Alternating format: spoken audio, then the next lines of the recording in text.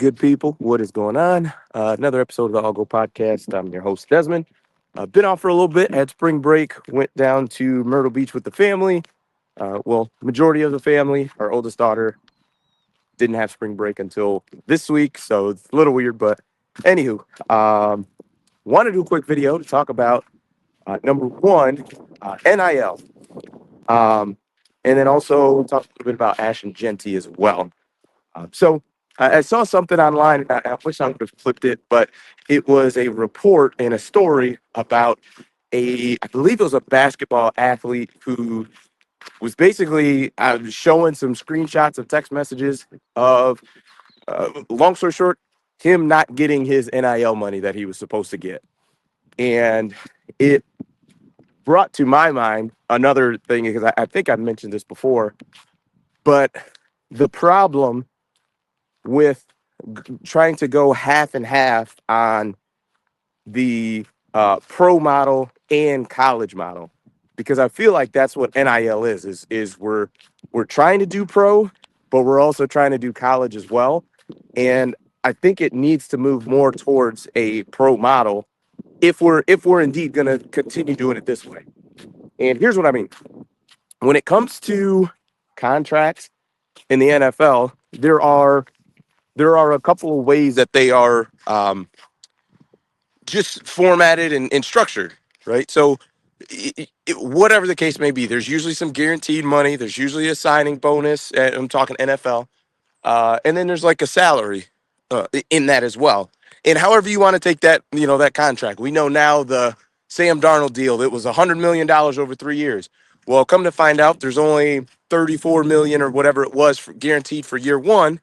And then after that, there's no more guarantees. So Sam Darnold goes into it knowing that if I get cut after year one, there's no more guaranteed money on that contract. And he signed that contract. So he is obviously okay with those terms. But here's a scenario I ran through my head. Okay. Let's say I'm a millionaire and I'm part of the, let's just say Michigan State Collective. They're not the school that was mentioned, but I'm just using that for an example. Right? I'm Michigan State, and there's this 5-star running back kid out of Texas, let's say, and I want him to come to Michigan State. I tell that kid, hey, I'll pay you $500,000 to come to Michigan State. Great, let's do it. Cool. Here's the thing. I'm going to pay you that 500 grand at Christmas. It's going to be your Christmas bonus, Christmas present. Oh, it'll be great. Great time of the year to get the money, blah, blah, blah. And let's just say, for sake of argument, kid says yes. Okay.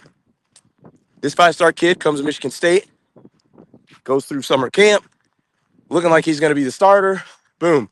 September, October, November, he's crushing it. We're doing really well. We're whatever, 9-2. And let's say we get to, we don't make it to the Big Ten championship game, but we make the college football playoffs. Okay.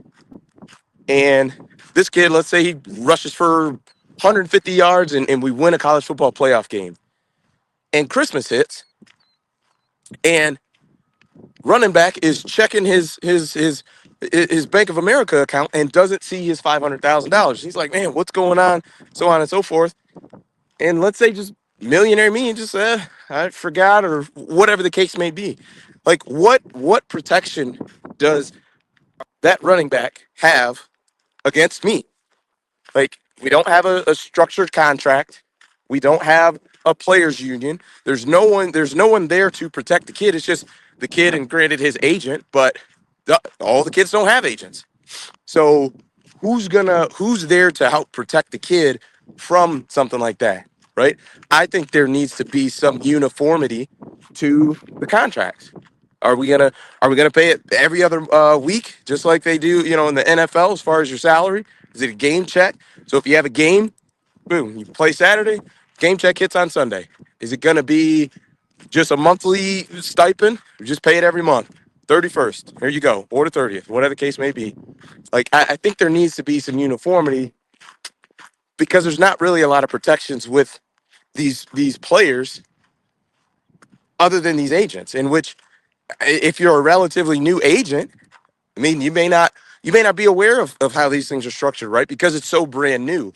So I think we need to figure something out there with some protections. on those young folks. And so we'll see what happens there. Other piece I wanted to talk about was Ashton Jeanty. Um, he just had his pro day last week.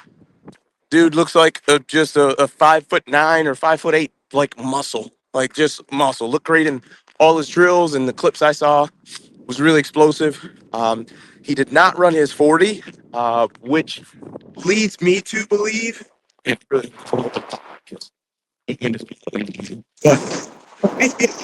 Ashton's probably not going to run a 440. Leads me to believe he's probably going to go probably run a 4.5 or something like that, or maybe 4.4. And I've seen him mock to the Raiders, who I think are at 6. I've seen him mock to not the Saints at 9. I think the Bears at 10. Just multiple different teams. I think Ashton Jeanty is going to be a really good pro. That being said, if I were one of those top 10 teams, I would not draft Ashton Jeanty. And the reason being, it's got nothing to do with him. He's going to be terrific. But I think there's going to be probably 4 or 5 running backs in this draft that are going to be really good pros. And to me, the difference of Ashton Jeanty at 10 versus Quinyon Judkins from Ohio State at 102, the value there is pretty significant. Plus, if you're drafting in the top 10, especially for Chicago, you potentially could get the best lineman in this draft, the best O lineman, tackle, whatever case may be. I know they drafted the kid from Georgia a couple years ago, who I think has been starting at tackle for him. But you could potentially have your number 1 rated offensive tackle, whether it's Will Campbell, whether it's the Missouri kid, you could potentially have that. So you would significantly improve your offensive line, which had issues. Caleb getting sacked a bunch, and part of that was Caleb, but you could have the best offensive tackle in this draft. And then later in the 2nd or 3rd round, you may be able to pick up like I said, Judkins from Ohio State, Henderson from Ohio State's a pretty solid player. The Hamilton kid, you're probably not going to get him in that 2nd round, or Hampton, I'm sorry. But I just think that would be a misappropriation of funds, if you will.